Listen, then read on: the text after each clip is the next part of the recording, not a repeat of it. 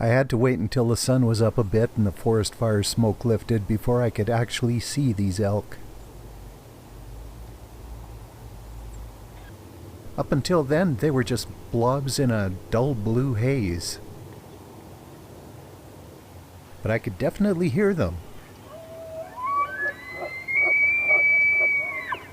In case you didn't know, that's the sound a bull elk makes when he's on the move.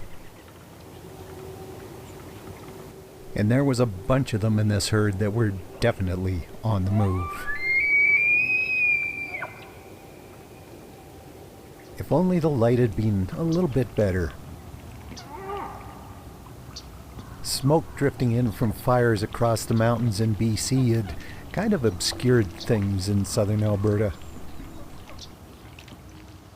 But even though it was kind of uncomfortable, it really brought a interesting glow to the light.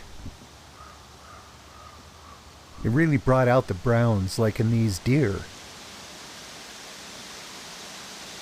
And the yellows that are starting to show up as fall gets a little bit more of a foothold. Even the midday light, instead of being harsh like it would be on a clear day, had a beautiful amber tint to it. And that works so well with the leaves that are just starting to turn, and especially with the stuff closer to the forest floor. Fall color seems to kind of move from the ground up. And these little plants in the shady parts of the forest, well, the color was just screaming. The shafts of sunlight coming between the trees were golden. And that layer of smoke hovering above the forest gave the light kind of an evening glow, even though it was still mid-afternoon. True, it did burn the eyes a little bit, and it was thick enough that I could almost taste it. But didn't bother the bluebirds much. They're getting ready to head south, and they've faded a bit.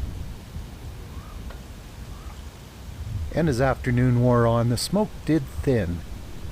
There was a bit of a southwest wind, and it was pushing it around. So in places it wasn't too bad. But as soon as the wind died back, it started to sock in again. By late afternoon it was thick. But that glow that it gave to the light, this is fireweed, and it was absolutely living up to its name. Even the cow parsnip seed heads seemed like they were made of bronze. Back where the elk had been that morning, there was just these 3 white-tailed deer. But that's okay. Next clear morning, I'll go back again.